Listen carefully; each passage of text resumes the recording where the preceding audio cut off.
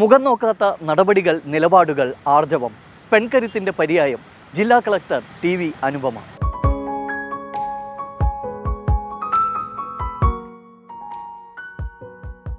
എല്ലാ സിറ്റുവേഷനിലും നമ്മളങ്ങനെ ബോൾഡായിട്ടും സന്തോഷമായിട്ടും നമ്മൾ ഇരിക്കുന്നു എന്നൊന്നും പറയാൻ പറ്റില്ല. സമൂഹത്തിൽ എന്തൊരു കാര്യം ഉണ്ടെങ്കിലും ഒരു വിക്ടിമൈസ് ചെയ്യപ്പെടാനും ആദ്യം സ്ത്രീയെ ബ്ലെയിം ചെയ്യാനുള്ളൊരു പ്രവണത ഇപ്പോഴും നിലനിൽക്കുന്നുണ്ട്.